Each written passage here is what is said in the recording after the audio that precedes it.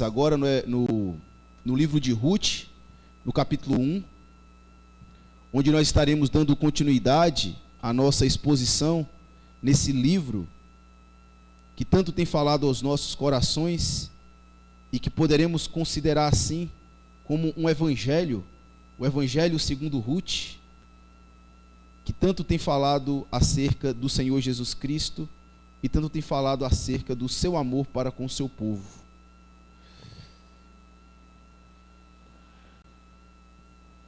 Ruth, capítulo de número 1. Estamos agora no final do capítulo. Chegamos ao final do capítulo.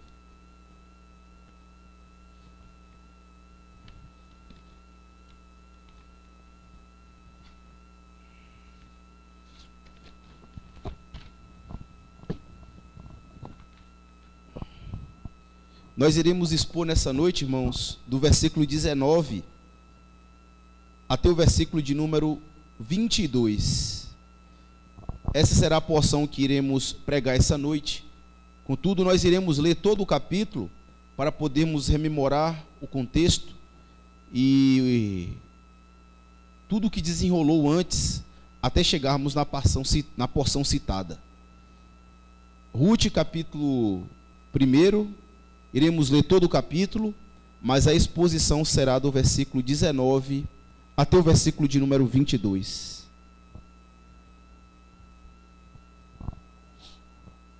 Diz assim a santa, inerrante, autoritativa palavra do Deus vivo.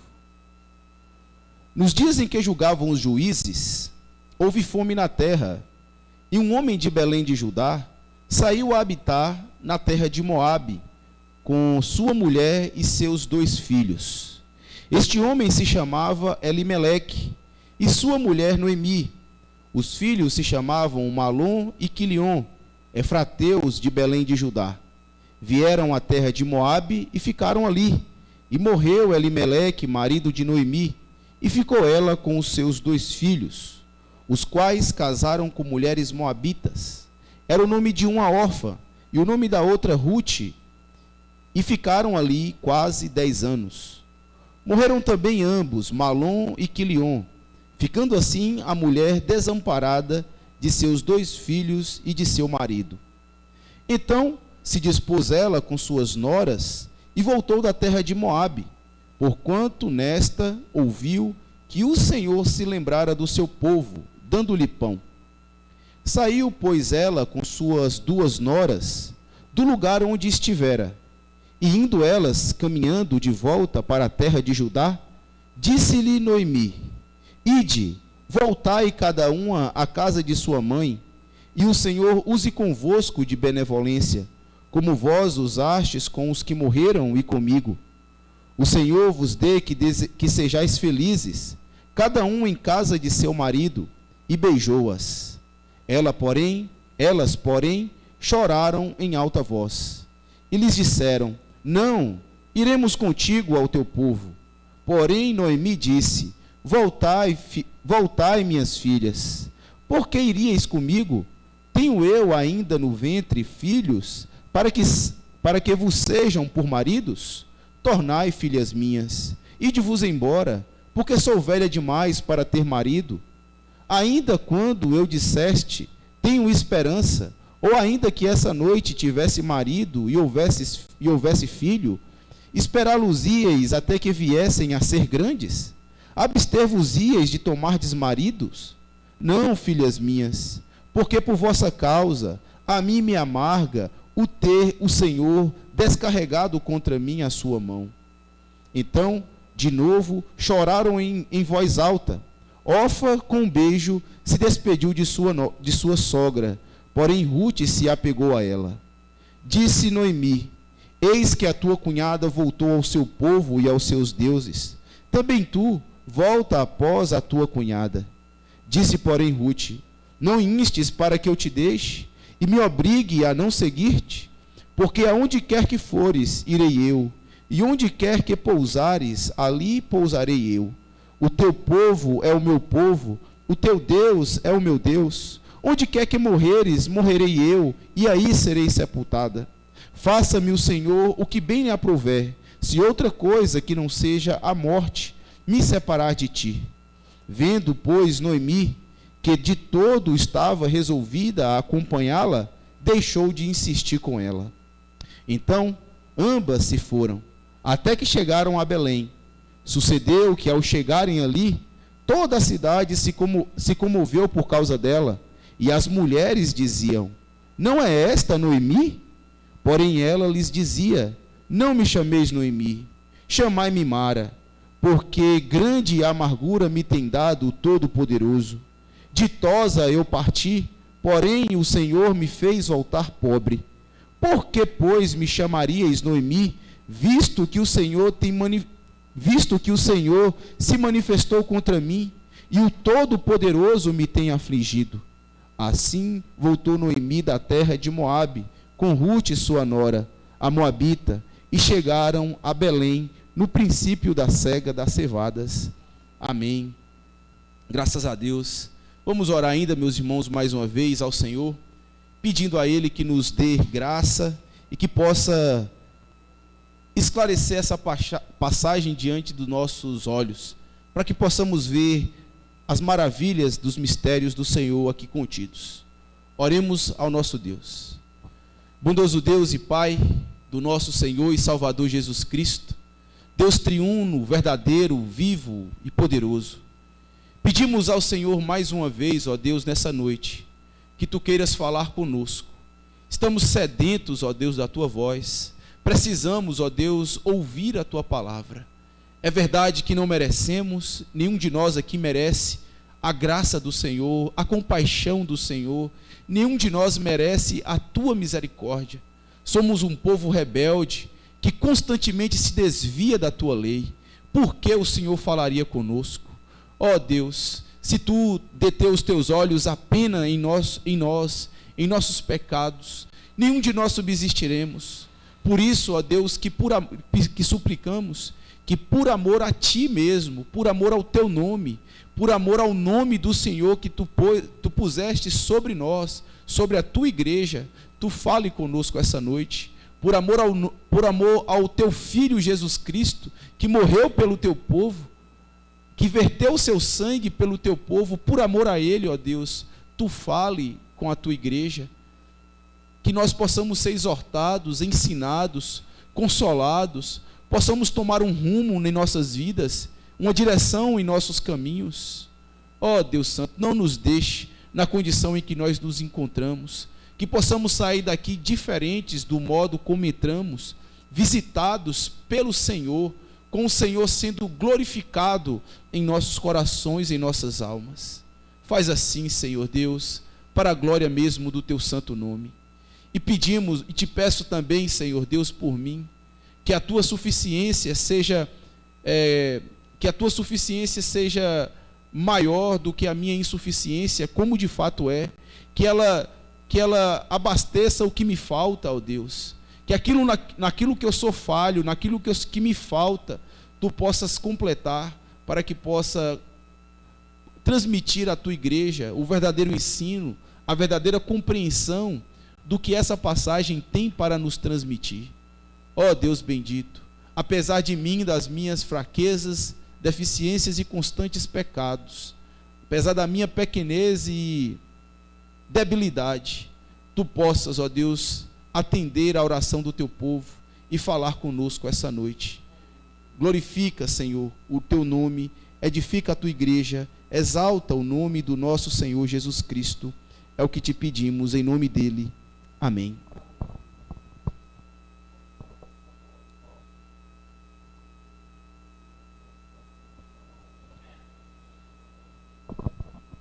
Meus irmãos, nós sabemos muito bem que a vida ela não é um mar de rosas. Sim, existem muitos obstáculos e barreiras pelo caminho onde nós passamos. E muitas delas, muitas vezes, dura conosco. Certamente, se for perguntado a qualquer um de nós das suas dificuldades, dos dilemas que passamos, que vocês devem passar nas suas vidas, certamente vocês devem saber de muitas histórias e muitas dificuldades, né, que devem já ter passado. Mas tem uma coisa, meus irmãos, que nós devemos atentar bem, é para o fato de como nós devemos lidar com essas dificuldades, com essas lutas, com essas arguras da vida que nos solapam tantas as vezes da nossa vida. Devemos saber lidar com ela para que o nosso coração não se inflame e se volte contra o próprio Deus, achando que ele pode ser injusto ou talvez que ele esteja agindo duro demais. Porque afinal de contas, se nós não sabemos lidar com essas dificuldades, com essas lutas, podemos produzir algo em nosso coração que é chamado de amargura. E isso sim pode fazer um grande mal para as nossas vidas. Certamente você já deve ter ouvido aquela história, se não leu, já deve ter ouvido a história do Pequeno Príncipe. Uma história infantil, mas que traz lições muito preciosas. E no capítulo 5 do livro, ele conta a história do Pequeno Príncipe e um tipo de árvore chamado, eu esqueci o nome da árvore, Boabás, é o nome da árvore, que uma vez que ela cresce, ela pode se tornar muito grande. E talvez ali tenha uma ilustração muito clara do que vem a ser a amargura em nosso coração. Como nós sabemos, o Pequeno Príncipe, ele vivia em um mundo muito pequeno, que cabia apenas ele. E a verdade é que naquele planeta pequeno onde ele vivia, muitas vezes existia sementes boas e sementes ruins. Havia roseira, dava para se plantar roseiras, dava para se plantar hortaliças e outros tipos de planta.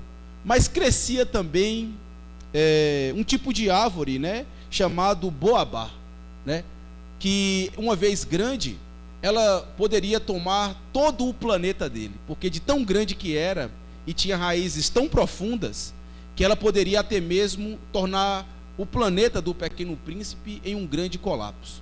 E ele mesmo explica isso, e eu gostaria de ler uma passagem para os irmãos, e vocês prestem atenção como o Pequeno Príncipe, ou o autor do livro, né, que aqui não é necessariamente a fala do Pequeno Príncipe, mas do autor contando como ele vê o seu mundo, e se encaixa muito bem.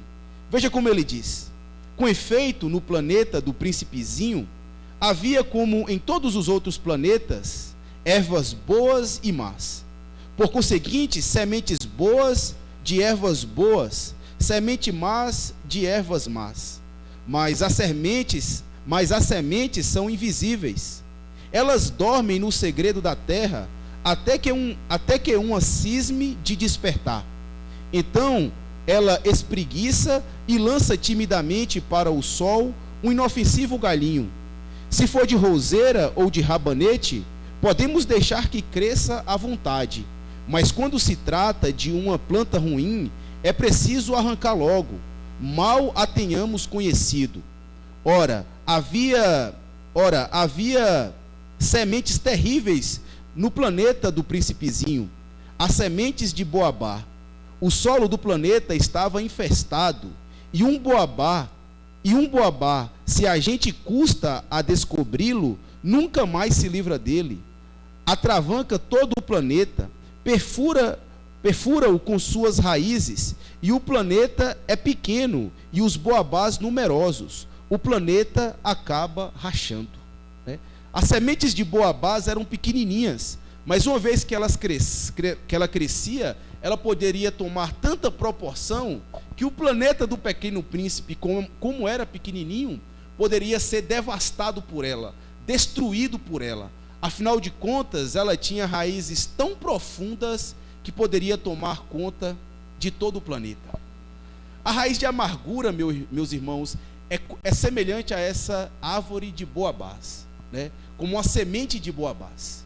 Se você não prestar atenção quando ela está nascendo no seu coração, as suas raízes podem se tornar tão profundas e tão agudas que é capaz de até mesmo tomar conta de todo o seu coração, de toda a sua alma, ao ponto de você se tornar algo semelhante a essa árvore da amargura.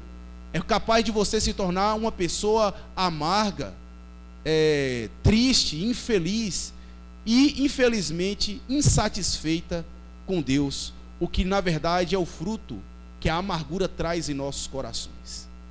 Essa, na verdade, é uma realidade que permeia muitas igrejas e muitos crentes quando não tratam devidamente o seu coração e podem estar sofrendo dificuldades espirituais, dificuldades em seu relacionamento com Deus e com o seu próximo, unicamente por conta dessas raízes de amargura que foram produzidas no seu coração e não foram devidamente tratadas. Como anda, meus irmãos, os seus corações no que diz respeito a esse assunto da amargura? O que diz respeito a essa sementezinha que possivelmente, que certamente tem no coração de todo mundo, mas que deve ser tratada e deve ser cuidada? Como anda o seu relacionamento com o próximo e como anda você principalmente em relação ao que Deus tem providenciado na sua vida, ao modo como Deus tem tratado você, ao modo como Deus tem feito a sua vida transcorrer na terra? Você é uma pessoa satisfeita com o modo como Deus tem cuidado da sua vida, ou está insatisfeito com o tratamento de Deus, com a providência de Deus para as suas vidas? É exatamente sobre isso que essa passagem que temos diante de nós, ela vem nos ensinar. Ela vem nos contar a história de Noemi, uma mulher que certamente experimentou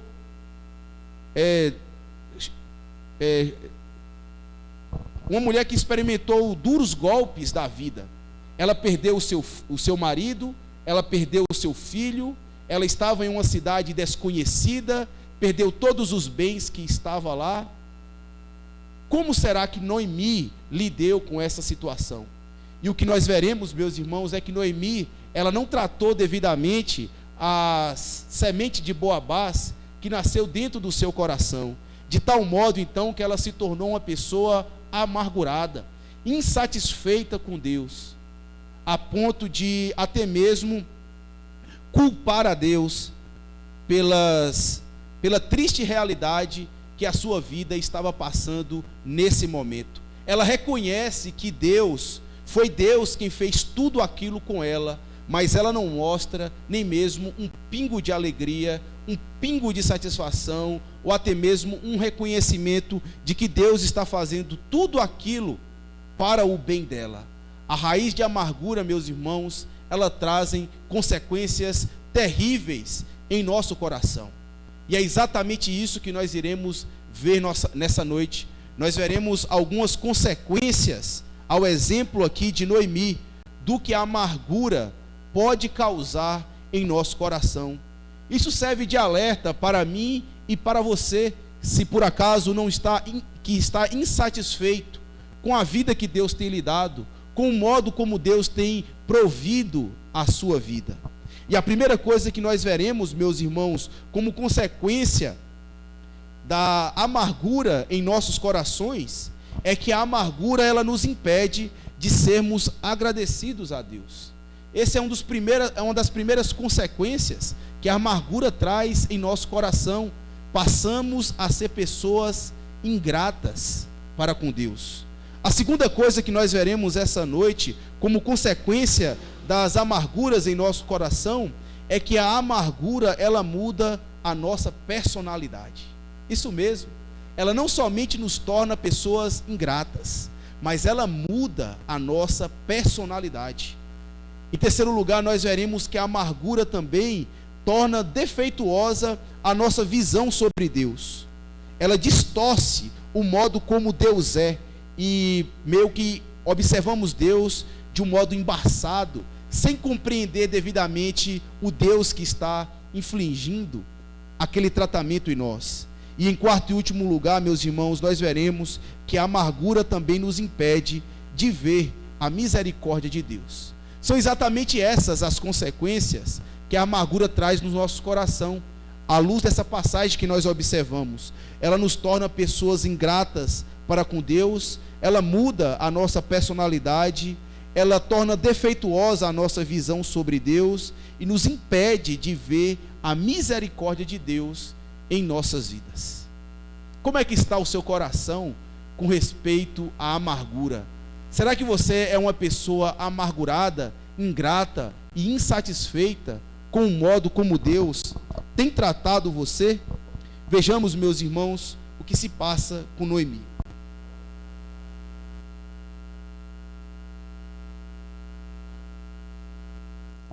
Nós devemos lembrar, primeiramente, meus irmãos, de tudo aquilo que aconteceu anteriormente com Noemi. Nós vimos que, inicialmente, Elimeleque, o esposo de Noemi, decidiu mudar para a cidade de Moabe, uma vez que na cidade de Israel, na cidade de Belém, estava faltando alimento. Houve um período de escassez, a fome assolou Belém. Era um período dos juízes, um período onde não havia necessariamente um rei sobre Israel e onde o povo vivia segundo a vontade do seu coração. E Elimeleque, então, seguindo a rotina costumeira do seu tempo, ele então pega a sua família e ruma em direção a Moabe. Afinal de contas, Moabe estava tendo colheita, alimento e muita fartura. Já como Belém estava em falta, ele pega a sua família e segue para lá.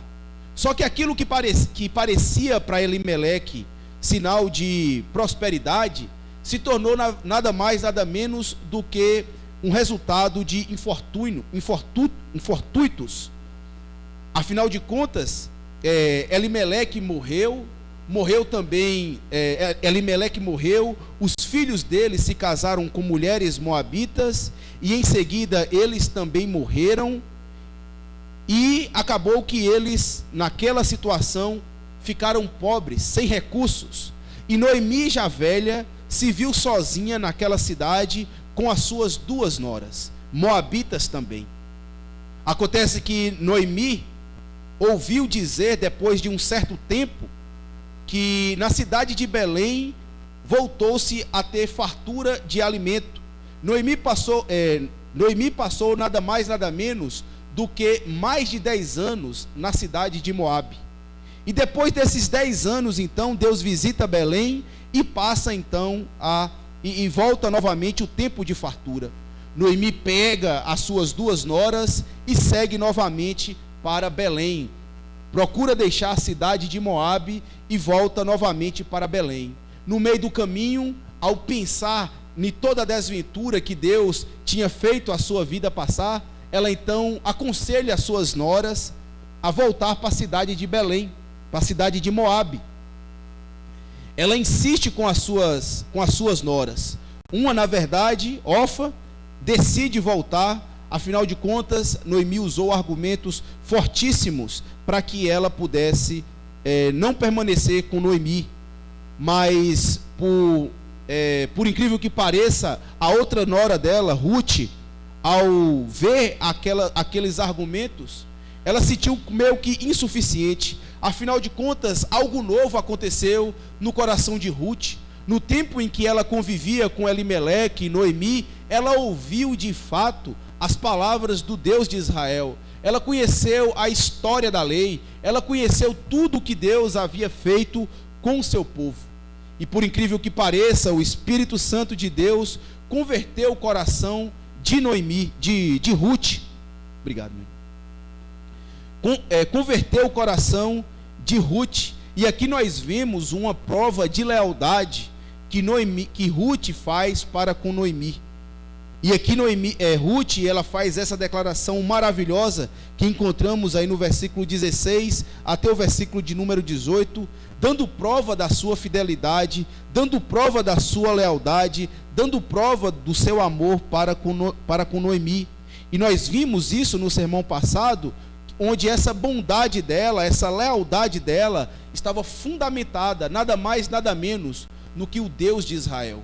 Ela conheceu o Deus de Israel, ela possuía o mesmo caráter, o mesmo princípio do Deus de Israel, e agora ela está retribuindo, ela está agindo em consonância com aquilo que Deus fez para com ela, e por amor ao Deus de Israel, ela se torna fiel, então, a Noemi. E agora chegamos enfim, meus irmãos, do versículo 19 ao versículo 22, onde nós vemos então o resultado de tudo o que Noemi passou. No versículo 19 a versículo 22, nós vimos a chegada dessas duas noras, né? Depois que Noemi insistiu com Ruth e viu que ela não mais queria deixar, ela desistiu de insistir para que voltasse, e então admitiu ela na sua peregrinação. E o versículo 19 ao 22 conta então a chegada de Noemi e Ruth na cidade de Belém. E nós vemos aqui nada mais, nada menos do que um autorretrato que Noemi faz de si mesma. Ela é como se ela estivesse se auto-observando, ela fazendo um relato do que ela se tornou. É como se fosse o resultado de Noemi, das suas decisões, das suas ações, de tudo que ela fez anteriormente. O versículo 19 a 22 vai contar nada mais, nada menos do que o resultado de Noemi.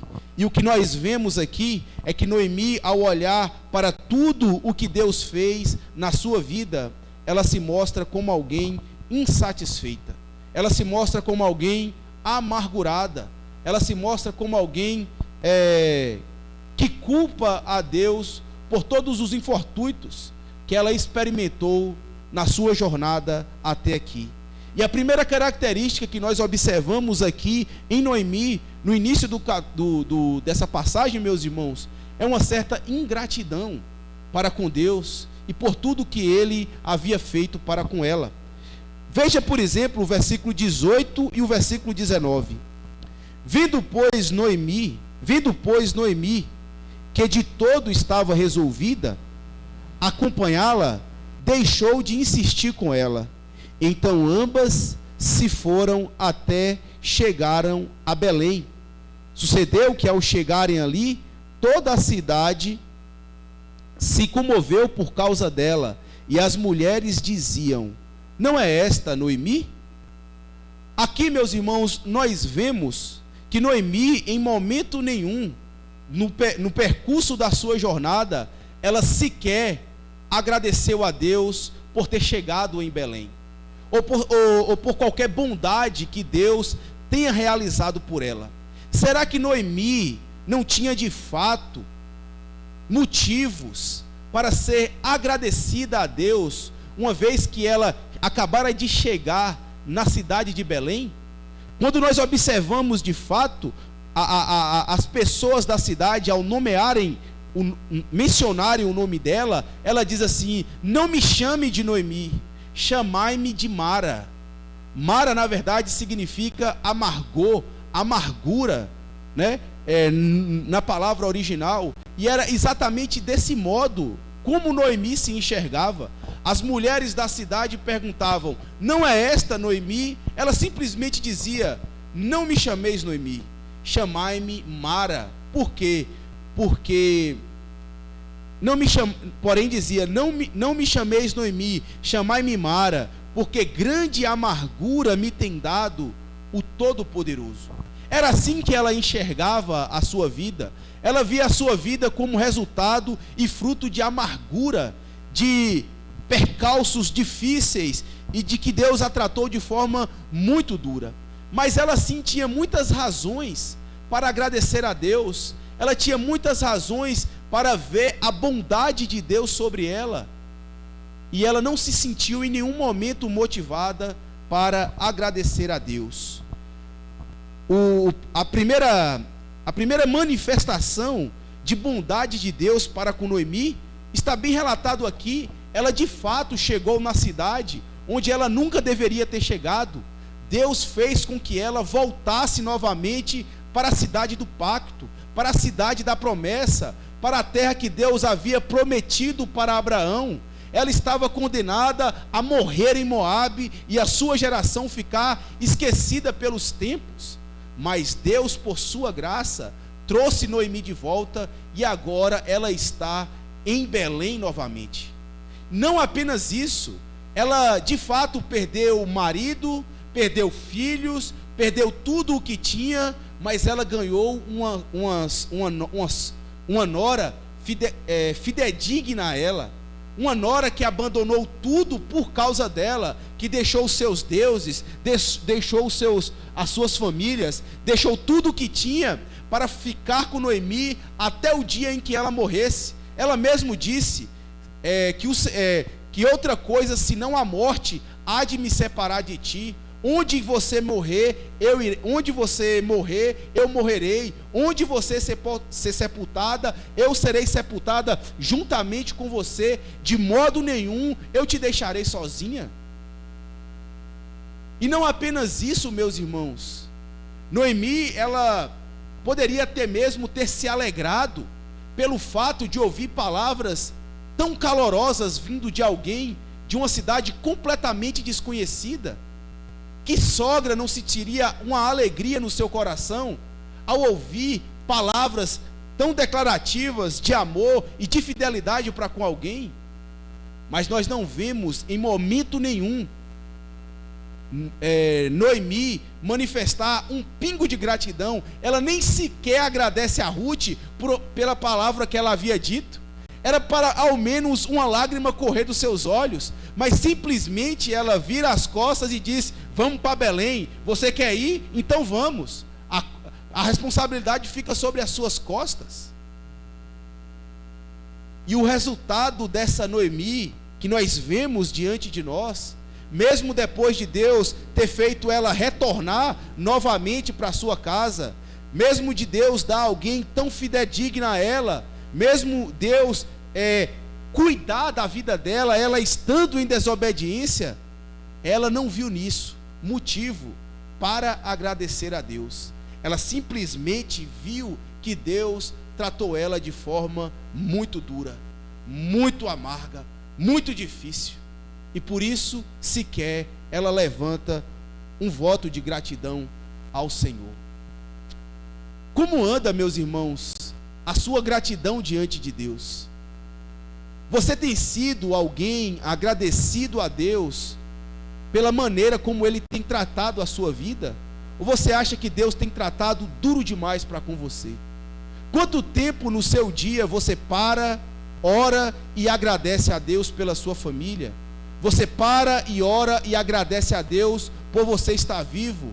Você para e ora e agradece a Deus por Ele não ter arrancado você ainda da face da existência por conta dos seus pecados? Sabe, meus irmãos, se tem uma das coisas que nos faz ser ingratos para com Deus, é quando nós não estamos satisfeitos com o modo como Ele tem tratado conosco.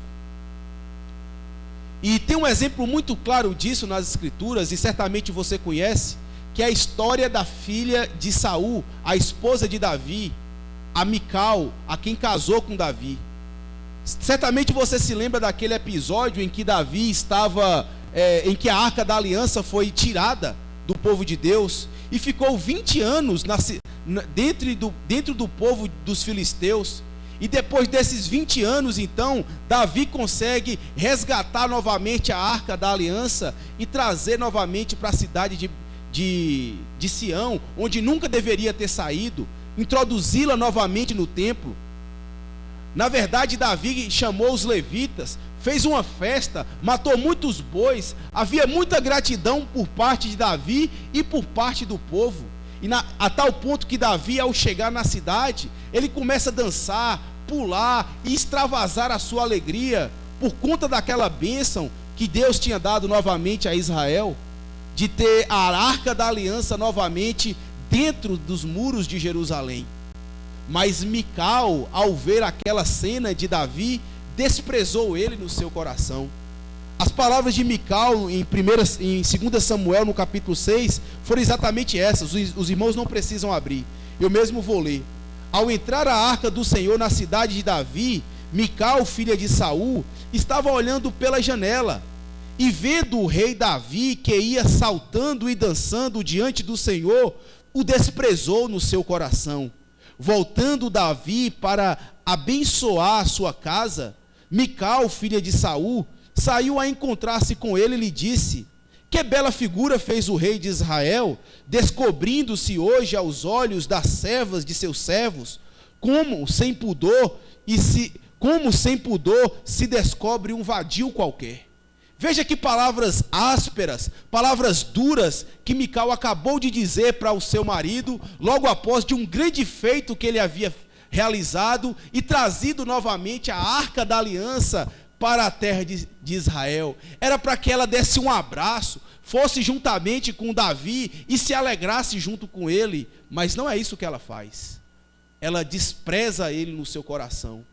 E a pergunta que fica, o que foi que levou necessariamente Mical a fazer isso? Talvez tenha sido, meus irmãos, o fato do pai dela, Saul, né, de tantas desventuras, na verdade, que ela experimentou na sua vida, de tanta forma dura que a vida tratou ela. Afinal de contas, o pai dela obrigou ela a casar com Davi, apesar dela ter mais tarde se apaixonado e consentido com o casamento. Mas logo depois ela foi obrigada a ser retirada novamente pelo pai, a casar-se com outra pessoa. Ou talvez ainda tenha sido por ela ter presenciado toda a sua família morrer a fio da espada, o seu pai sendo assassinado e todos os seus irmãos sendo destruídos por conta das arrogâncias e dificuldades que o próprio Saul infligia à sua família. Talvez ela tenha se sentido injustiçada diante de Deus, e por isso ela não agradece a Deus por aquela bênção que está acontecendo na cidade de Israel. Talvez você também seja alguém assim. Talvez você também esteja insatisfeito com o modo como Deus está tratando a sua vida. E talvez seja por isso que você tanto murmura, talvez seja por isso que você tanto reclama da sua vida, talvez seja por isso que você permanece tantas vezes insatisfeito, murmurando e áspero com as pessoas, porque necessariamente você não está satisfeito com aquilo que Deus tem te dado. Será que Deus não tem sido bondoso conosco, irmãos? Será que Deus não tem tratado com bondade a vida de vocês? Talvez a sua vida seria melhor se você tivesse um novo emprego. Talvez você, pai, tivesse uma esposa mais compreensiva ou filhos menos rebeldes. Talvez você, filhos, se sentiriam mais felizes se vocês tivessem pais mais compreensivos. Talvez todas essas coisas sejam algo que você se sente injustiçado. Afinal de contas, todo mundo tem, só eu que não tenho. Por que é assim? Talvez seja essa uma das razões porque você não é tão grato a Deus, porque você não vê bondade em Deus para com você. Será que Deus não tem sido bondoso para com a sua vida? Será que você não tem um lugar para morar, não tem comida à fartura na sua casa, não tem amigos próximos a você que você pode confiar no seu coração? Por que será que falta tanta gratidão e tanta satisfação em Deus em nós, como temos em hoje? Talvez seja, meus irmãos, porque nós não estamos satisfeitos com o que Deus tem feito conosco. Talvez nós esperamos mais. Talvez se Deus fizesse de forma diferente, eu seria mais grato, eu agradeceria, eu ia mais à igreja, eu me debruçaria mais em oração. Mas a verdade não é isso. A verdade, meus irmãos, é que o nosso coração talvez esteja com brotos de boabás, né? De plantas com sementes ruins, que nós devemos nos arrepender. Que Deus então nos ajude a rever o nosso coração e os nossos conceitos sobre a nossa gratidão a Deus. Que possamos ser mais gratos, meus irmãos, no que diz respeito ao trato que o Senhor tem feito conosco. Essa é a primeira lição que nós aprendemos com a atitude de Noemi. A amargura, ela nos impede de sermos gratos a Deus. A segunda coisa que nós vemos aqui é que a amargura, ela muda a nossa personalidade. Isso mesmo.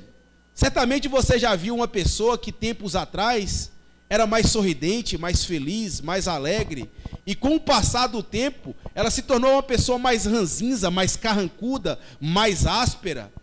Tudo isso é por conta da amargura que foi fluindo dentro do seu coração. Veja o que acontece com Noemi mais uma vez, no versículo 19. Então ambas se foram, até que chegaram a Belém. Sucedeu que ao chegarem toda a cidade se comoveu por causa dela, e as mulheres lhe diziam: não é esta Noemi, porém ela dizia, não me chameis Noemi. Ela, porém, dizia, não me chameis Noemi, chamai-me Mara, porque grande amargura me tem dado o Todo-Poderoso. Até aqui novamente, meus irmãos. Mais uma coisa que eu gostaria de chamar a atenção de vocês, é que Noemi, ela mudou a sua personalidade. Quando ela chegou dentro da cidade, as mulheres, que certamente foram pessoas que conviveram com ela durante toda a sua infância, que passou aqueles anos antes dela viajar para Moabe, na sua companhia, que conhecia ela, que tinha uma fisionomia dela, sabia como era Noemi. Nós vimos Noemi crescer, nós íamos para o rio pegar água juntas, nós plantávamos juntas, saíamos juntas, e foram exatamente essas mulheres que se aproximaram de Noemi e começaram a perguntar, não é essa Noemi? Afinal de contas, alguma coisa havia mudado. Já havia se passado 10 anos, mais de 10 anos, e ela também passou por maus bocados em Moabe. Era difícil que alguma coisa não tivesse alterado em Noemi, no que diz respeito à sua fisionomia. Lá estava ela, com uma moabita, mais envelhecida, com um semblante não tão agradável, sorridente, mas mais sério. Até que Noemi, então, se intervém e fala, não me chameis Noemi, chamai-me Mara, porque grande amargura me tem dado o Todo-Poderoso. Aqui nós vemos, meus irmãos, que Noemi, ela se auto-identifica como uma pessoa amargurada. A palavra Noemi, ela significa agradável. É isso que o nome dela significa. E quando as pessoas diziam, não é essa Noemi, é como se o nome dela remetesse a ela o tempo de felicidade que ela tinha anteriormente. Era como se ela dissesse, antes eu era Noemi, mas agora eu não sou mais Noemi. Não me chame mais Noemi, eu não sou mais uma pessoa agradável. Chamai-me Mara. Isso faz mais sentido no que diz respeito à minha personalidade. Isso faz mais sentido no que diz respeito a mim. Deus me tratou de forma muito dura. Deus foi duro demais comigo em Moabe. E agora estou aqui. Antes, aí ela diz ainda no versículo 21, ditosa eu parti, porém o Senhor me fez voltar pobre. Por que, pois, me chamareis Noemi, visto que o Senhor se manifestou contra mim, o Todo-Poderoso me tem afligido? A verdade é, meus irmãos, que Noemi mudou completamente. O resultado das decisões que ela tomou no passado tornou uma nova Noemi, e pelo visto não foi algo muito bom. Noemi não soube lidar com os seus problemas e as suas dificuldades. Ela não soube lidar com o modo como Deus estava tratando com ela, de tal modo que agora ela se auto-identifica como uma pessoa amargurada, como uma pessoa infeliz, como uma pessoa desprezível. E ela serve para nós, meus irmãos, nada mais, nada menos do que um bom exemplo do que o pecado é capaz de tornar para nós. Ela mesmo disse, ditosa eu parti, porém o Senhor me fez voltar pobre. Meus irmãos, se tem algo que o pecado ele faz conosco, é nos deixar pobre. O salário do pecado nada mais é do que a morte. E é exatamente isso que o pecado fez com Noemi. Tirou tudo o que ela tinha de agradável na sua personalidade. Tirou tudo o que ela tinha de mais belo, que transparecia nela. Porque ela se entregou, ela saiu da terra da promessa. Ela foi procurar refúgio nos braços de Quemos, que era o deus de Moabe. E agora o pecado dela a desfigurou. Pior ainda, não apenas a desfigurou, não apenas a deixou pobre, mas mudou também a sua personalidade, de tal modo que agora ela é reconhecida pelo pecado dela, pela amargura dela.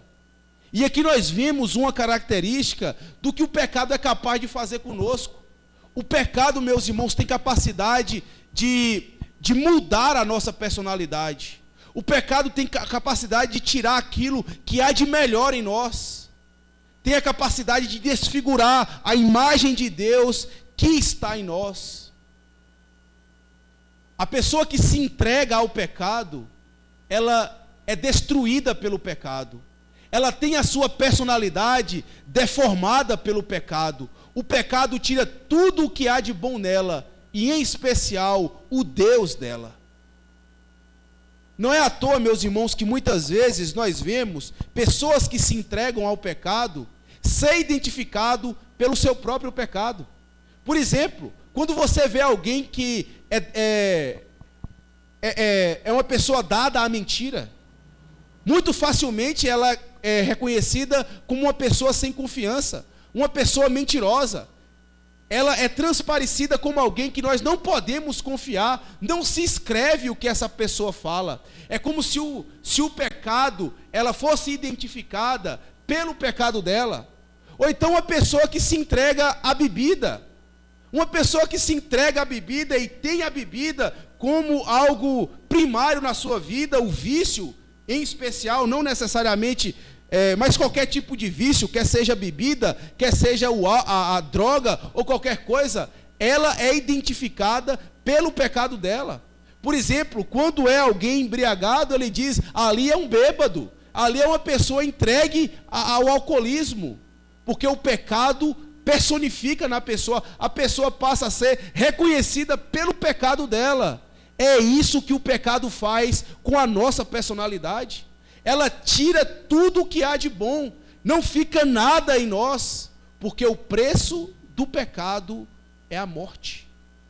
O salário do pecado é nada.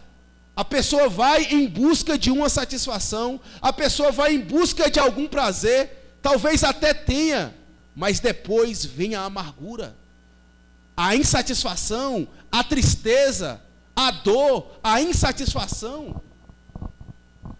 O pecado, meus irmãos, não é lugar para nós nos satisfazermos. Ela é algo destrutivo. É algo que pode nos tirar aquilo que há de melhor em nós. É algo que pode nos roubar a nossa comunhão com Deus. Nós perdemos o nosso nome e agora somos configurados pelo nosso pecado. A mulher que é dada a muitos prazeres, ela é identificada como uma prostituta. Ela é identificada pelo trabalho que ela faz. A pessoa que é dada ao roubo, à ganância, ela é identificada como alguém mesquinho. A pessoa vê nela isso. Ela é identificada por isso. Porque o pecado personifica a pessoa. Ela rouba, ela muda a personalidade da pessoa. E foi isso que aconteceu com Noemi. Será que você tem se entregado a algum pecado? Será que você não tem cortado as plantas ruins que têm nascido no seu coração? Se você não tomar cuidado com o seu pecado, o pecado tomará você por completo. As raízes dele irão perfurar a sua alma, perfurar o seu coração, que de tal modo ele tomará conta toda da sua vida. E só existe uma maneira de nós vencermos essas lutas, essa deficiência, que nada mais é do que voltando-se para o Senhor Jesus Cristo. O Senhor Jesus Cristo mesmo disse para aquela mulher samaritana que tentava saciar a sua sede nos muitos maridos que ela tivera. Ela chegou perto do poço, pediu ao Senhor Jesus água e ele disse: olha, da água que eu te der para beber, você nunca mais terá sede. E ela então pediu ao Senhor: dá-me dessa água para beber. E o Senhor Jesus disse muito claramente: vai, chama o teu marido e vem cá. E ela disse: não tenho marido. É bem verdade que disseste que não tem marido, porque 5 já tivestes, e este que tu tens não é teu marido. A verdade é que aquela mulher, ela tentava saciar sua sede em muitos maridos. Ela era uma adúltera, ela era dada aos prazeres. Mas o Senhor Jesus agora estava oferecendo a ela uma água, na qual ela beberia e nunca mais teria sede. E essa água nada mais era do que Ele próprio. Era como se ele dissesse: mulher, você está procurando o marido no lugar errado. Eu sou o marido que você precisa. Eu sou a água que dessedenta a sua sede. Eu sou aquilo que você precisa para você não mais vir aqui buscar saciar a sua sede em coisas que não matam a sua sede. Santo Agostinho já disse: existe um buraco dentro do coração do homem, que ele é do tamanho de Deus, e apenas Deus é quem pode cobrir esse buraco, esse fundo poço que está lá. O que você precisa, na verdade, não é saciar a sua sede no seu pecado, mas saciar a sua sede em Deus.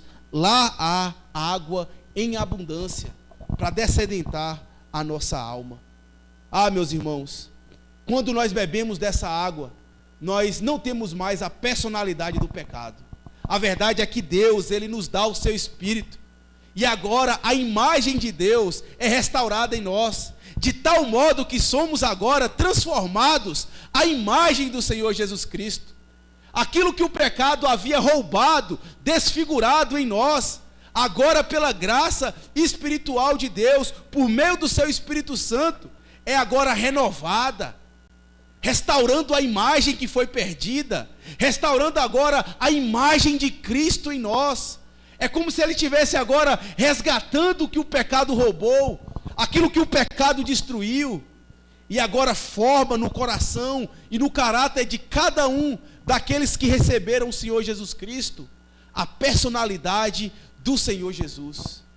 A verdade é que o propósito de Deus é fazer cada um de nós um Cristo, um tipo de Cristo, alguém que se parece com Cristo, alguém que personifica Cristo em nosso dia a dia.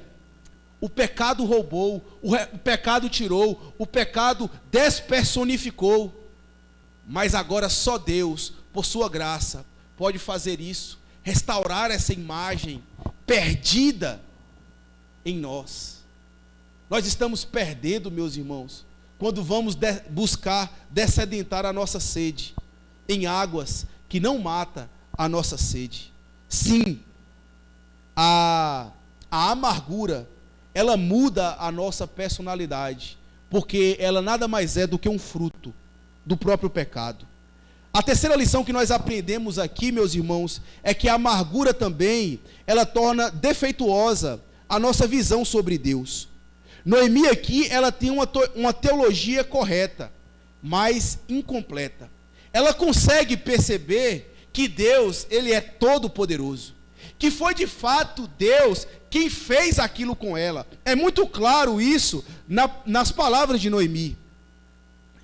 Ditosa eu parti, no versículo 20, chamai-me Mara, porque grande amargura me tem dado o Todo-Poderoso.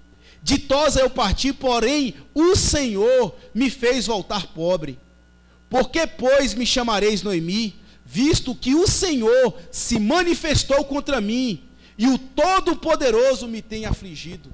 Ela sabe que foi Deus que fez aquilo com ela, e ela está correta, a teologia dela está correta, mas está incompleta.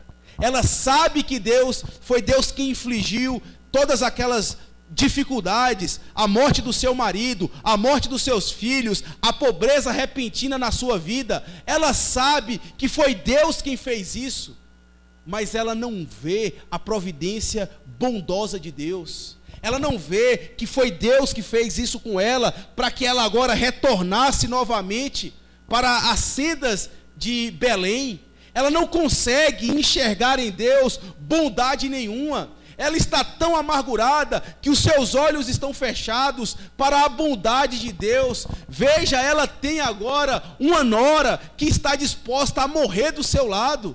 Ela agora está novamente na cidade de Belém, mas ela não consegue enxergar em Deus bondade.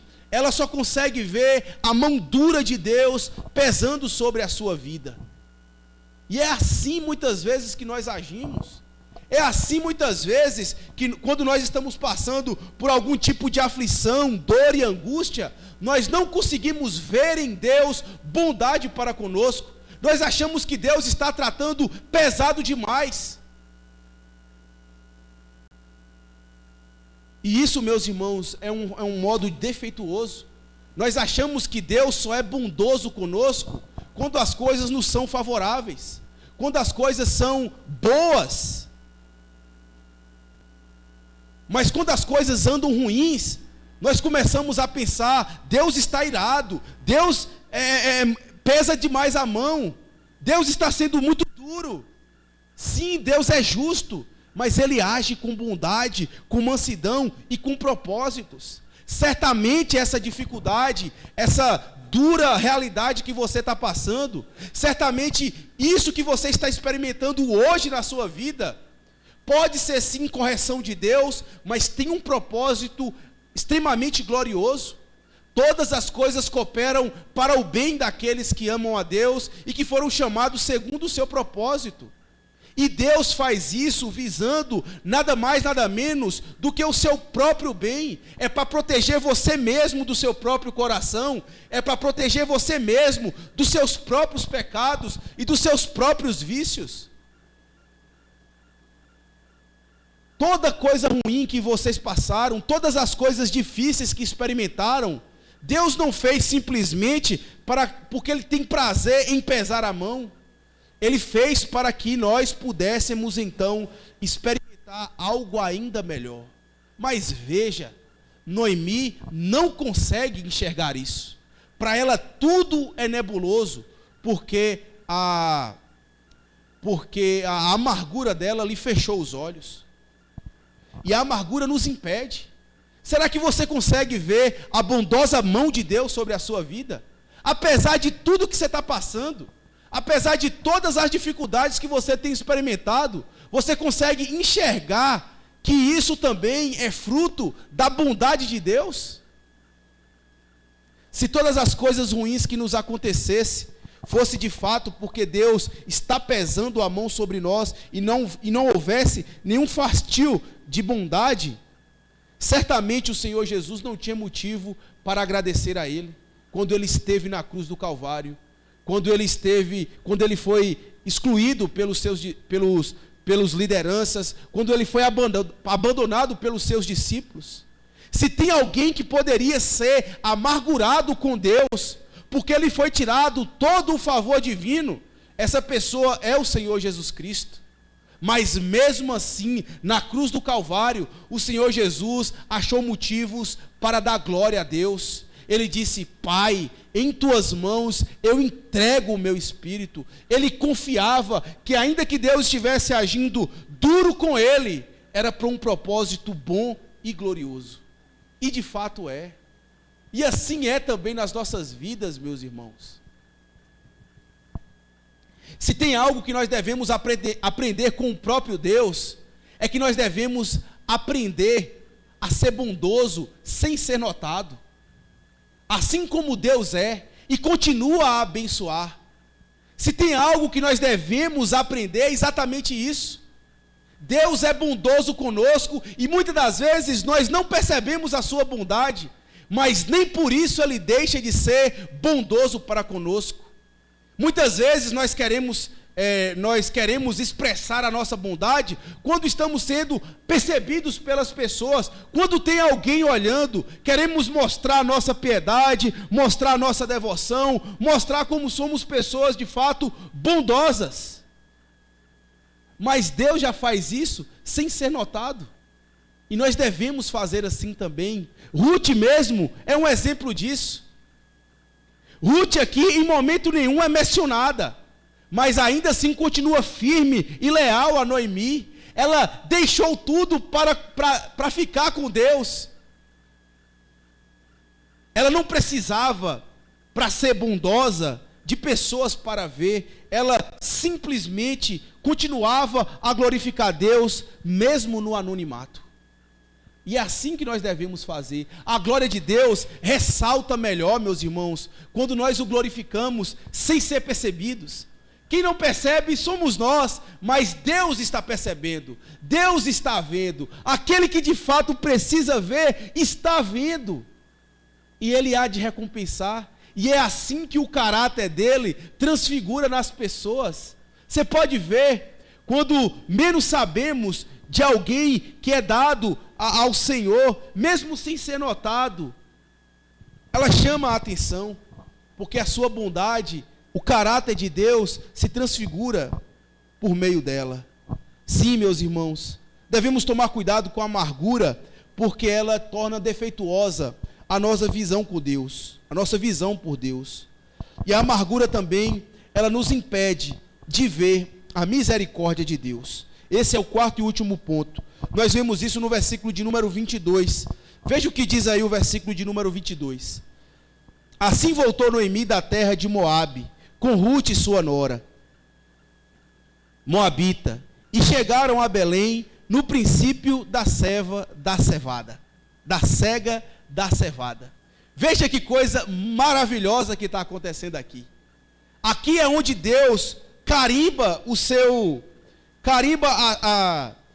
status de misericórdia para com Noemi.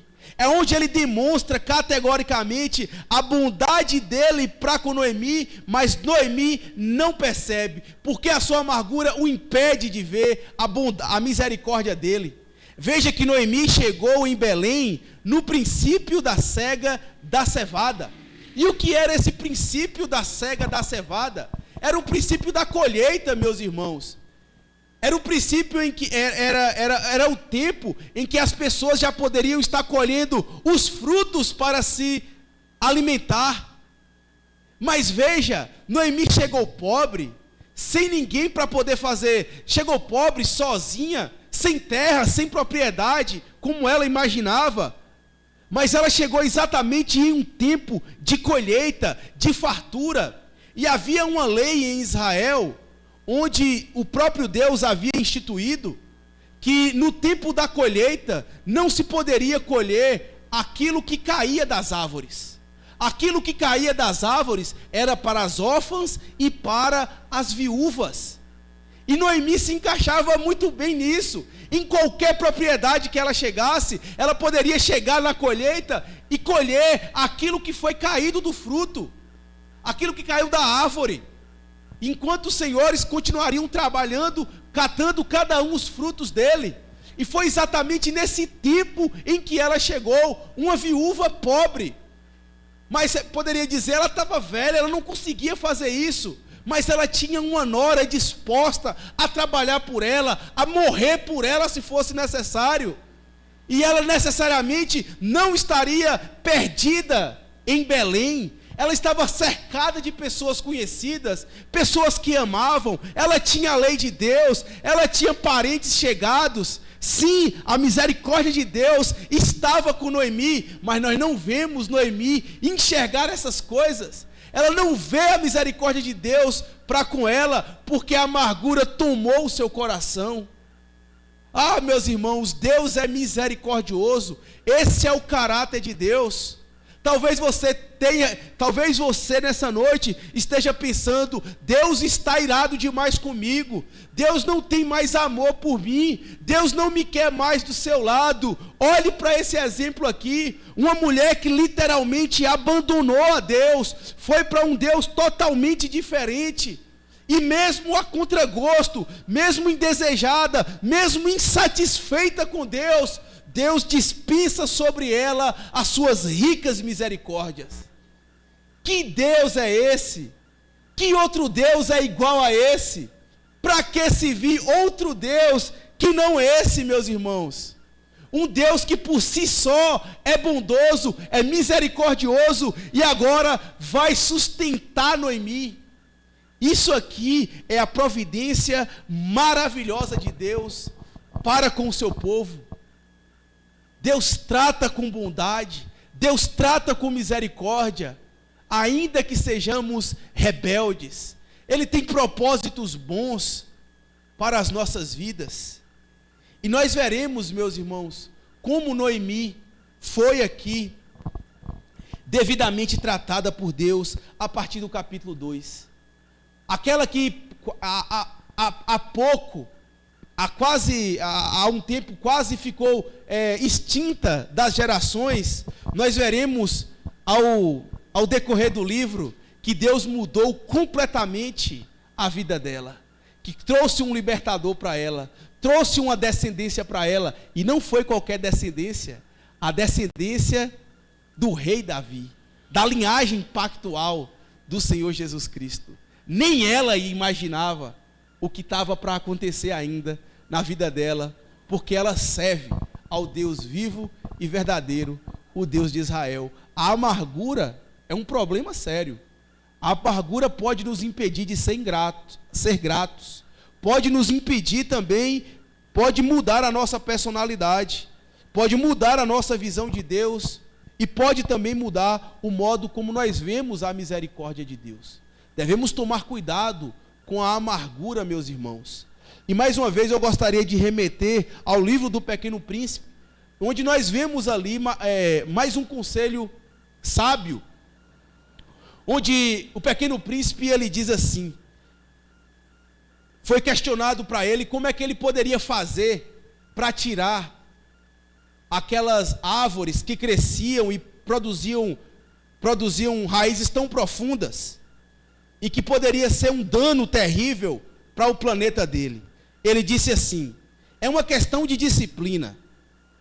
Me disse mais tarde o príncipezinho, quando a gente acaba o toalete da manhã, começa a fazer com cuidado o toalete do planeta.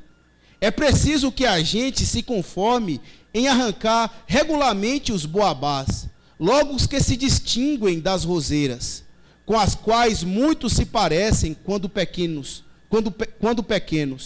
É um trabalho sem graça, mas de fácil execução. É melhor nós começarmos a arrancar a amargura do nosso coração, meus irmãos, quando ela está no início, quando ela está apenas no seu broto. É melhor dispensarmos os nossos perdões, é melhor nós dispensarmos a Deus a nossa gratidão, reconhecer a Ele, reconhecer a misericórdia e a bondade deles para com a nossa vida. Mas é bom nós fazermos isso de imediato, assim que nós percebemos que a amargura tem brotado no nosso coração. É um trabalho chato, de verdade, mas que é de fácil execução quando está no início.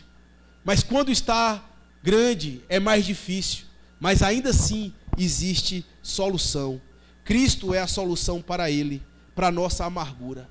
Que Deus nos abençoe, aplique a sua palavra em nosso coração e possamos então tomar cuidado com o modo como deixamos a amargura brotar em nosso coração.